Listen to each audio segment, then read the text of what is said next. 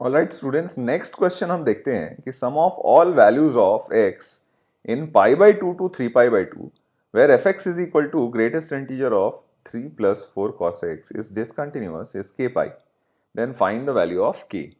ठीक है, तो चलिए इसका सोल्यूशन करते हैं हम।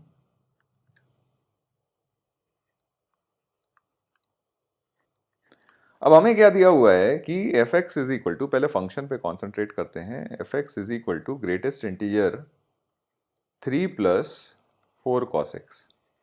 अब हमें पता है कि ग्रेटेस्ट इंटीजर के अंदर अगर आपने कोई इंटीग्रल वैल्यू ऐड की हुई है तो वो तो हम बाहर निकाल सकते हैं, तो एफ एक्स की वैल्यू हमारी हो जाएगी 3 plus greatest integer of cos x, 4 cos x। तो अगर हमें एफ एक्स की कंटिन्यूटी के बारे में बात करनी है, यानी हमें greatest integer of 4 cos x की कंटिन्यूटी के बारे में बात करनी है। ठीक है, तो अगेन हमारे पास वही तरीका आया, या तो हम वो पॉइंट्स आइडेंटिफाई कर लें जहां पे हमारे पास ग्रेटेस्ट इंटीजर 4 cos x की वैल्यू इंटीग्रल होने वाली है, या फिर दूसरा तरीका जैसा कि मैंने पिछले क्वेश्चन में आपको बताया कि इसका ग्राफ बना के कर सकते हैं। तो आइए हम इस बार इसका ग्राफ वापस से बनाते हैं और फिर चेक करते हैं कि हमारी इसकी डिसकंटिन्यूटी हम किस तरीके से डिफाइन करेंगे। सिंस हम जानते हैं कि पाई बाई 2 से 3 पाई बाई 2 के बीच में जो फंक्शन की वैल्यू होगी वो नेगेटिव या जीरो ही होगी, तो हम अपना ग्राफ कुछ इस तरीके से बना लेते हैं। 0 से पाई के बीच में कुछ इस तरीके से आएगा और पाई बाई 2 से 3 पाई बाई 2 के बीच में ग्राफ कुछ इस तरीके से आएगा। ठीक है, थोड़ा सही बनाते हैं ग्राफ ताकि देखने में अच्छा लगे। ठीक है, तो इस तरीके का कुछ हमारा ग्राफ हो जाएगा। ठीक है, ये पॉइंट होगा हमारा पाई बाई 2, क्योंकि वैल्यू 0 होती है पाई बाई 2 पे, और ये पॉइंट हमारा हो जाएगा 3 पाई बाई 2। 3 पाई बाई 2 पे भी हमारी वैल्यू 0 होती है। अच्छा, इसमें cos x की वैल्यू कहां से कहां तक जाएगी? ठीक है, तो पाई बाई 2 से 3 पाई बाई 2 में क्लियरली हम देख रहे हैं कि मिनिमम वैल्यू तो हमारी 0 हो जाएगी और मैक्सिमम वैल्यू क्या, मतलब मैक्सिमम वैल्यू तो हमारी 0 हो जाएगी। मिनिमम वैल्यू कब जाएगी? तो cos x की वैल्यू जब -1 हो जाए, है ना, यानी पाई पे आपकी मिनिमम वैल्यू आ जाएगी। This is pi, x is equal to pi. इस पे आपको cos x की मिनिमम वैल्यू मिलेगी एंड दैट विल बी -4। ठीक है, ये वैल्यू आपको क्या मिल जाएगी? -4। ठीक है, इसका भी हम ग्राफ बना लेते हैं। This will be y is equal to -4।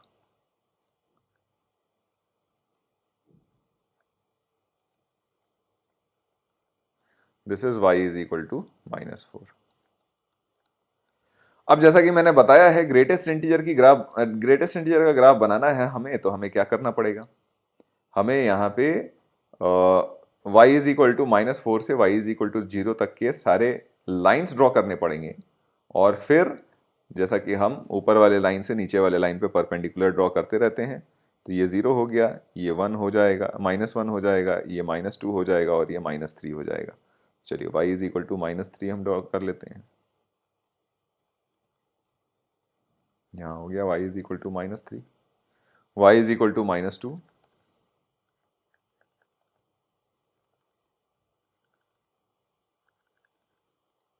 y is equal to -1,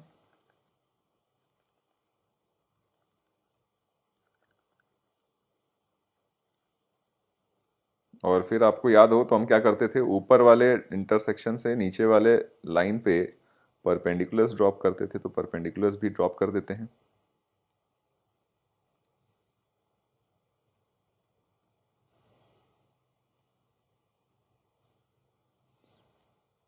ये इस तरीके के आ गए परपेंडिकुलर्स। ठीक है, और फिर हम अपना ग्राफ बनाते हैं फाइनली। तो ग्राफ बनाने के लिए मैंने बताया था आपको, इन फुट ऑफ परपेंडिकुलर को ग्राफ से ज्वाइन कीजिए। यहाँ होल हो जाएगा, फिर यहाँ से यहाँ, यहाँ हमारे पास सर्कल होगा, यहाँ से यहाँ, यहाँ सर्कल, यहाँ से यहाँ, यहाँ सर्कल, और फिर ये पॉइंट यहाँ आ जाएगा। सिमिलरली ये पॉइंट यहाँ आएगा, यहाँ से यहाँ, यहाँ से यहाँ, और यहाँ से यहाँ। ठीक है, तो ये हमारा ग्रेटेस्ट इंटीजर 4 cos x का ग्राफ हो जाएगा। ज्यादा क्लैरिटी के लिए अब मैं cos x का ग्राफ हटा देता हूं, ठीक है। अब आपको साफ साफ दिख रहा है कि किन किन पॉइंट्स पे हमारा फंक्शन डिसकंटिन्यूअस हो सकता है, ठीक है। तो यानी क्लियरली ये वाला पॉइंट है, इस पे फंक्शन आपका डिसकंटिन्यूअस है, ये वाला पॉइंट है, इस पे आपका फंक्शन डिसकंटिन्यूअस है, और ये वाला पॉइंट है, इस पे आपका फंक्शन डिसकंटिन्यूअस है। यहाँ पे ये पॉइंट है, आपका फंक्शन डिसकंटिन्यूअस है इस पॉइंट पे, ये पॉइंट है आपका फंक्शन डिसकंटिन्यूअस है इस पॉइंट पे, और ये पॉइंट है आपका फंक्शन डिसकंटिन्यूअस है इस पॉइंट पे। अच्छा ये देखिए, अगर अगर हम ग्रेटेस्ट इंटीजर cos x की बात करें तो ये ग्राफ जो था, ठीक है, ग्रेटेस्ट इंटीजर 4 cos x का, ये सिमेट्रिक अबाउट पाई था, है ना। तो अगर ये पॉइंट में पाई माइनस अल्फा मानूं तो ये पॉइंट हमारा अपने आप क्या हो जाएगा, पाई प्लस अल्फा, ठीक है। अल्फा 1 मान लीजिए। सिमिलरली ये वाला पॉइंट अगर आप पाई माइनस अल्फा 2 बोलते हो तो ये वाला पॉइंट आपका क्या हो जाएगा, पाई प्लस अल्फा 2। एंड अगर ये पॉइंट आप पाई माइनस अल्फा 3 बोलते हो तो यहां से ये वाला पॉइंट आपका क्या हो जाएगा, पाई प्लस अल्फा 3, ठीक है। तो यानी जो जो पॉइंट्स ऑफ डिसकंटिन्यूटी आए हमारे, ठीक है, तो points of discontinuity, points of discontinuity ये जो हमारे पास आ जाएंगे, ये कौन कौन से आए, x इज इक्वल टू, पहले से शुरू करते हैं, पाई बाई 2 पे हमें डिसकंटिन्यूटी दिख रही है, पाई बाई 2, फिर पाई माइनस अल्फा 3, फिर पाई माइनस अल्फा 2, फिर पाई माइनस अल्फा 1, फिर पाई प्लस अल्फा 1, और फिर पाई प्लस अल्फा 2,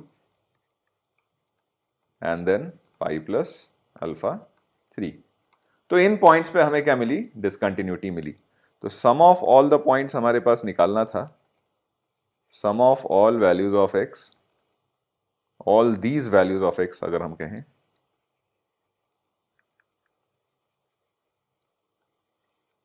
तो ये कितना हो जाएगा हमारे पास, this will be pi by 2 plus, एक काम करते हैं, साफ साफ ये दिख रहा है कि पाई माइनस अल्फा 3 और पाई प्लस अल्फा 3, इसको ऐड करेंगे, ठीक है।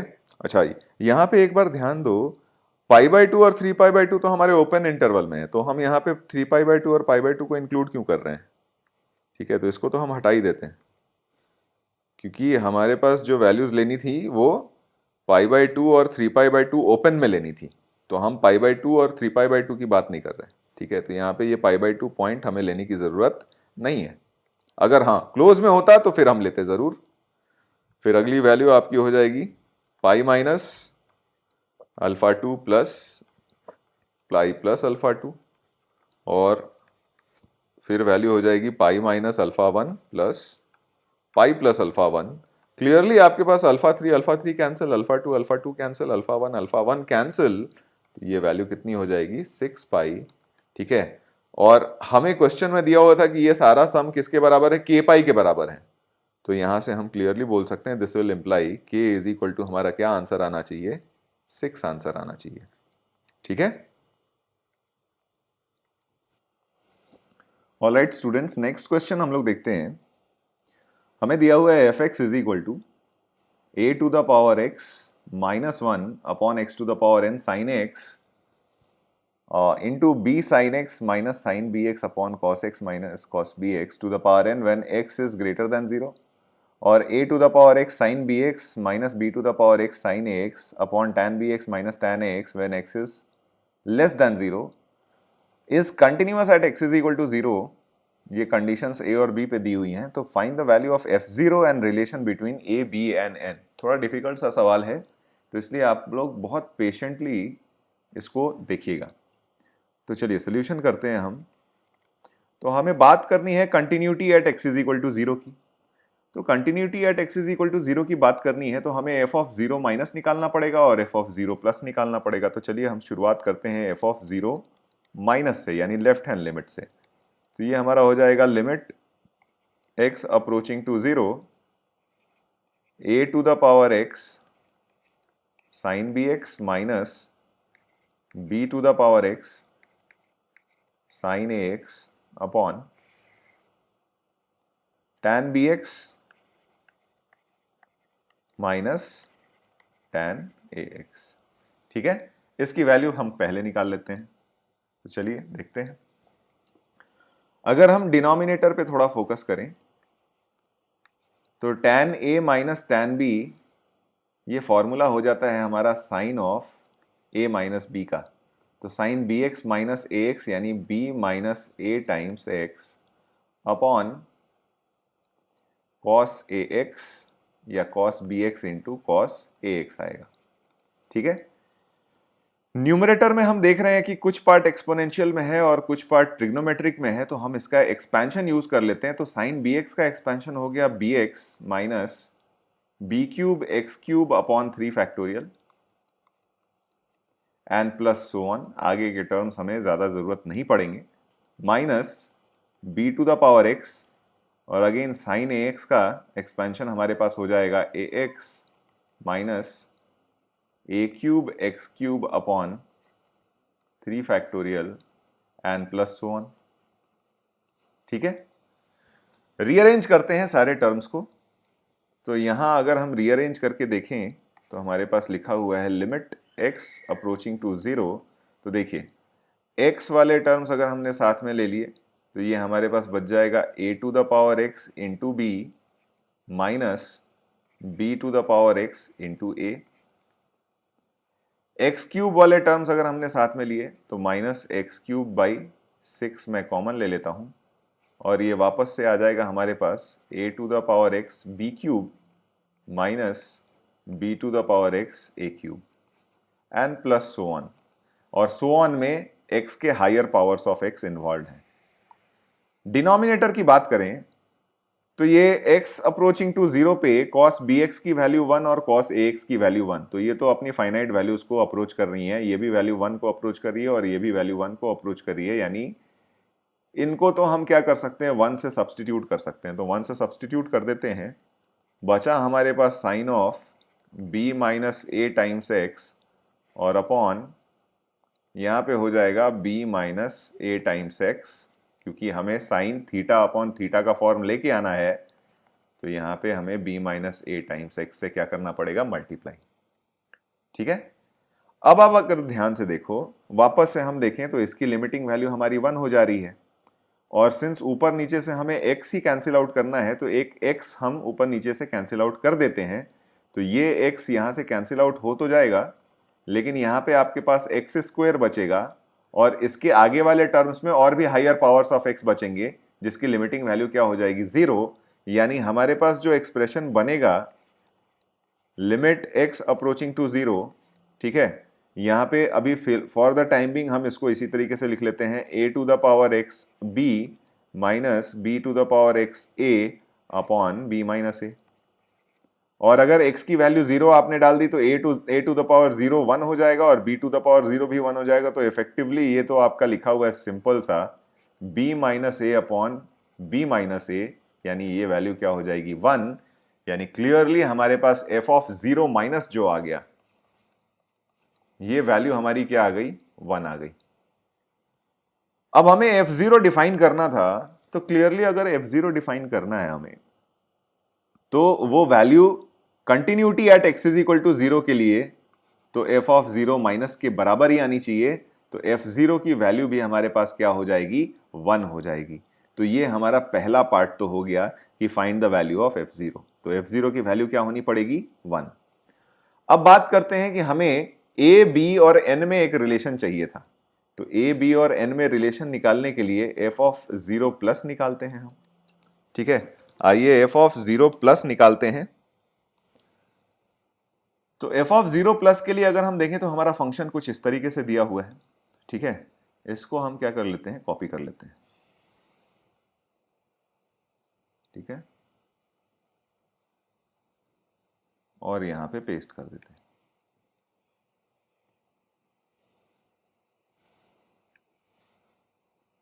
अब यहां पे f ऑफ 0 प्लस निकालने के लिए इसकी लिमिटिंग वैल्यू हमें निकालनी पड़ेगी लिमिट x अप्रोचिंग टू 0, है ना। तो ये अगर देखें हम तो इसको थोड़ा रीअरेंज करके लिखते हैं। ये हमारे पास देखो वैल्यू आएगी limit x approaching to 0 a to the power x minus 1 upon sine x वाले पार्ट को इधर ही रखते हैं, ठीक है। और सिंस ये x to the power n है, इसको हम ब्रैकेट के अंदर लेते जाते हैं, तो ये हमारे पास बन जाएगा b sine x minus sine b x upon x into cos x minus cos b x, ठीक है, टू द पावर n। अब देखिए, इसको ज्यादा आसानी से समझने के लिए हम क्या करते हैं, इनको दो अलग अलग फंक्शंस की तरह ट्रीट करते हैं। लेट अस से ये हमारा fx हुआ और ये हमारा gx हुआ, ठीक है। और fx और gx की अगर लिमिटिंग वैल्यूज फाइनाइट हैं तो हम कह सकते हैं कि ये हमारी लिमिट की वैल्यू फाइनाइट है और इन दोनों के लिमिट्स के प्रोडक्ट के बराबर ही हो जाएगी, ठीक है। तो यानी यहां से अगर हम देखें fx के बारे में, अगर हम पहले बात कर लेते हैं, तो लिमिट fx के लिए x अप्रोचिंग टू 0 ये बन जाएगा हमारे पास a to the power x minus 1 upon sine x, ठीक है। लिमिट x अप्रोचिंग टू 0 है, तो यानी हमें इसको अपने स्टैंडर्ड फॉर्म में लाना पड़ेगा। तो limit x approaching to 0 a to the power x minus 1 upon x हमने एक्स्ट्रा यहाँ पे डिवाइड किया है, तो यहाँ पे क्या करना पड़ेगा, हमें मल्टीप्लाई करना पड़ेगा, तो x अपॉन साइन एक्स। अब आप देखो, ये एक्सपोनेंशियल का स्टैंडर्ड फॉर्म बन गया और ये ट्रिग्नोमेट्रिक का स्टैंडर्ड फॉर्म बन गया, तो ये वैल्यू क्या हो जाएगी, ln a, ठीक है, क्योंकि ये ln a हो गया और ये 1 हो गया। तो fx का तो लिमिट हमने निकाल लिया। gx के बारे में बात करते हैं। देखो, पावर n से हमें कोई खास मतलब नहीं है, क्योंकि n वैसे भी हमें कुछ डिस्टर्ब नहीं कर रहा है। तो ये अंदर की लिमिटिंग वैल्यू जो आएगी, अगर लेट अस से ये वैल्यू लैम्डा आ जाती है, तो इस ओवरऑल एक्सप्रेशन की limiting value lambda two the power n हो जाएगी। तो बेसिकली हमें लैम्डा के बारे में बात करनी है, यानी gx के लिमिट के बारे में बात करनी है। तो gx का लिमिट निकालने के लिए हम क्या करते हैं, लिमिट x अप्रोचिंग टू 0, ये फंक्शन अभी लिख लेते हैं b sine x minus sine b x और अपॉन x इंटू, अब थोड़ा सा यहां पे मैनिपुलेशन करते हैं। मैनिपुलेशन क्या करते हैं कि cos x minus 1 and plus 1 minus cos b x कर लेते हैं, ठीक है। अब आपको ध्यान हो, तो अगर इसके डिनोमिनेटर में एक्स स्क्वायर होता तो इसकी लिमिटिंग वैल्यू हम लोग इजीली निकाल लेते, और इसके डिनोमिनेटर में बी स्क्वायर एक्स स्क्वायर होता तो इसकी भी हम लिमिटिंग वैल्यू इजीली निकाल लेते। यानी हमने यहाँ पे एक्स स्क्वायर से डिवाइड किया तो एक्स स्क्वायर से मल्टीप्लाई कर देंगे, यहाँ बी स्क्वायर एक्स स्क्वायर से डिवाइड किया तो बी स्क्वायर से यहाँ मल्टीप्लाई कर देते हैं, और ओवरऑल फिर एक्स स्क्वायर हम बाहर निकाल देते हैं, तो ये हमारा हो जाएगा एक्स क्यूब, ठीक है। अब देखिए, यहां न्यूमरेटर को भी अगर हम देखें, तो न्यूमरेटर में भी हम क्या करते हैं कि सिंस हमारे पास b sine x into sine b x का फॉर्म है, तो इसमें एक्सपेंशन लगा देते हैं। तो इसमें एक्सपेंशन लगाते हैं, तो इसको हम इस तरीके से लिखेंगे, बी साइन एक्स का एक्सपेंशन हो गया x minus x cube by 3 factorial and plus आगे के जो टर्म्स आएंगे, चलिए हम एक और लिख लेते हैं, x5 बाई 5 फैक्टोरियल। आगे के टर्म्स की हमें कोई खास जरूरत है नहीं, क्योंकि वो हायर पावर्स ऑफ x होंगे और x अप्रोचिंग टू 0 पे उनकी वैल्यू 0 हो जाएगी। और माइनस साइन बी एक्स था, तो ये हमारे पास हो जाएगा b x minus b cube x cube by 3 factorial and plus so on, ठीक है। अब यहां से अगर हम रीअरेंज करके देखें, तो ये लिमिट हमारा देखिए कुछ इस तरीके से हो जाएगा, लिमिट x अप्रोचिंग टू 0, ये bx और ये bx तो कैंसिल आउट हो जाएगा, ठीक है। तो हमारे पास एक्स क्यूब बाई 6 अगर हम कॉमन कर लें, तो यहां पे वैल्यू हमारी बचेगी बी क्यूब माइनस बी और plus x to the power 5 by 5 factorial अगर हम कॉमन कर लें, तो यहां पे हमारे पास वैल्यू बचेगी, है ना, b minus b to the power 5 and plus 1। Denominator में अगर हम बात करें, तो देखिए इसकी वैल्यू तो हमारी हमें पता है कि ये माइनस हाफ को अप्रोच करती है और ये हाफ को अप्रोच करती है। तो एक काम करते हैं ना, इसकी लिमिटिंग वैल्यूज डाल ही देते हैं ताकि हमें अननेसेसरी टर्म्स लिखने ना पड़े। तो ये हमारा माइनस हाफ और यहाँ पे इसकी value plus half, b square multiplied है तो ये बी स्क्वायर बाई 2 आ गया, ठीक है। अब अगर आप ध्यान से देखो, तो एक्स क्यूब तो ऊपर नीचे से कॉमन करके हम कैंसिल आउट कर देंगे, लेकिन यहाँ पे यहाँ से आगे के जितने भी टर्म्स हैं उसमें x के पावर्स अभी बचे हुए रहेंगे, यहाँ एक्स स्क्वायर, आगे में x to the power 4 and so on. ठीक है, तो मतलब हायर पावर्स ऑफ x बचे हुए रहेंगे, यानी ये सारे टर्म्स हमारे क्या हो जाएंगे, जीरो। तो इफेक्टिवली जो हमारे लिमिट की वैल्यू आएगी, ठीक है, वो बन जाएगी 1/6, और यहां से हमारे पास अगर b कॉमन ले लिया हमने तो b स्क्वायर माइनस 1, और डिनोमिनेटर से अगर आप ध्यान से देखो तो ये बन जाएगा 1/2 b square minus 1।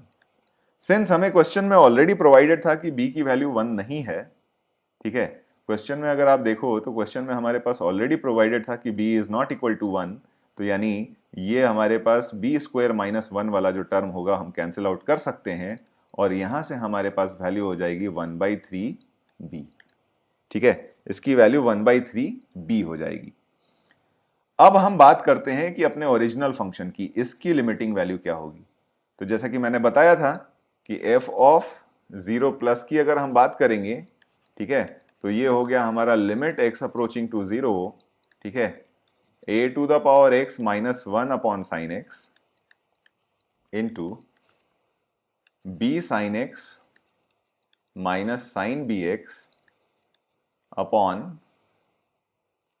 x into, यहां पे हमारे पास था cos x minus cos bx और टू द पावर n। ठीक है, यही फंक्शन था हमारे पास, बिल्कुल। और इसकी लिमिटिंग वैल्यू हमने देखी थी ln a आई थी, तो ये ln a हो गया।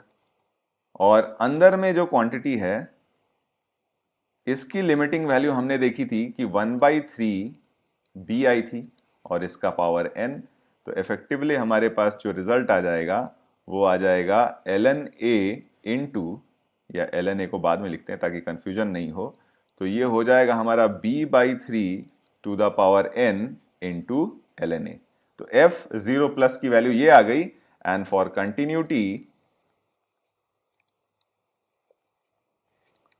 Continuity at x is equal to 0 हमारे पास रिजल्ट क्या हो जाना चाहिए, 1 is equal to b/3 to the power n ln a। तो this was the relation between a, b and n that we were looking for. ठीक है, तो इस तरीके से ये क्वेश्चन हमारा सॉल्व हो जाएगा। तो आप देखिए कि कई बार क्या होता है कि हमारे पास बहुत कॉम्प्लेक्स स्ट्रक्चर अगर फंक्शन में दे दिया जाए, ठीक है, तो हम क्या कर सकते हैं, उसको इस तरीके से पीस वाइज ब्रेक करके और फिर हम कंटिन्यूटी या लिमिट निकाल सकते हैं।